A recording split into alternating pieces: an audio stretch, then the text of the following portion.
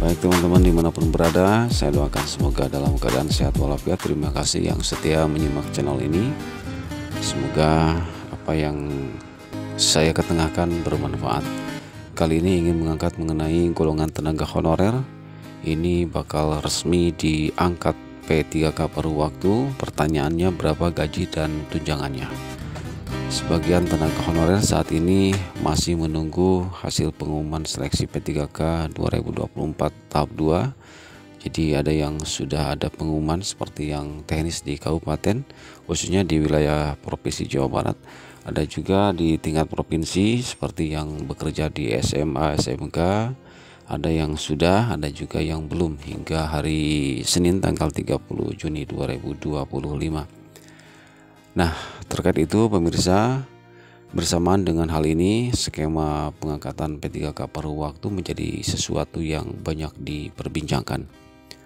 Termasuk benefit-benefit yang akan diterima mulai dari gaji hingga tunjangan yang akan berbeda dengan P3K penuh waktu.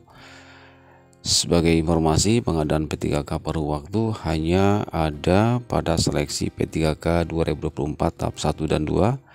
Tujuannya adalah untuk menyelesaikan penataan tenaga honorer sesuai amanat Undang-Undang ASN tahun 2023. Namun pengadaan P3K paruh waktu ini tak berlaku bagi semua tenaga honorer, tetapi dikhususkan bagi golongan atau kategori tertentu. Sesuai ketentuan Menpan RB, P3K paruh waktu disediakan bagi tenaga honorer yang sudah tercantum dalam database BKN dan telah mengikuti seluruh rangkaian seleksi CASN 2024, CPNS, dan P3K, tetapi tidak dapat mengisi lowongan kebutuhan.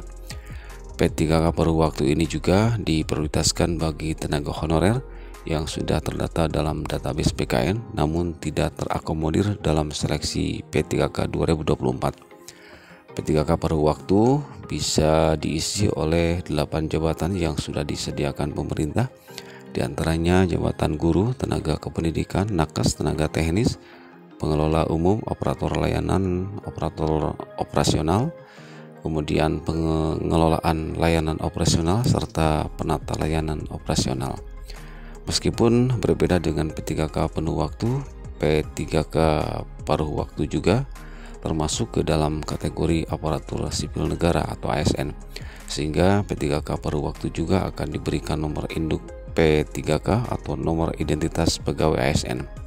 Akan tetapi berbeda dengan P3K penuh waktu yang gaji dan tunjangannya mengacu pada Perpres nomor 11 tahun 2024. Gaji P3K paruh waktu didasarkan pada dua hal berikut.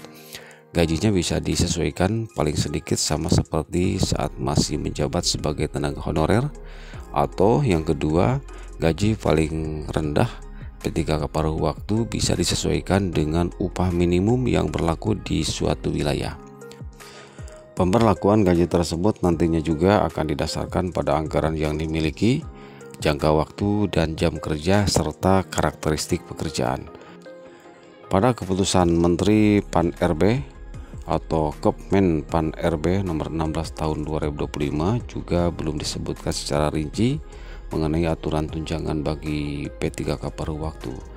Demikian informasi mengenai ketentuan gaji dan tunjangan bagi tenaga honorer yang diangkat menjadi PPPK P3K paruh waktu. Semoga bermanfaat.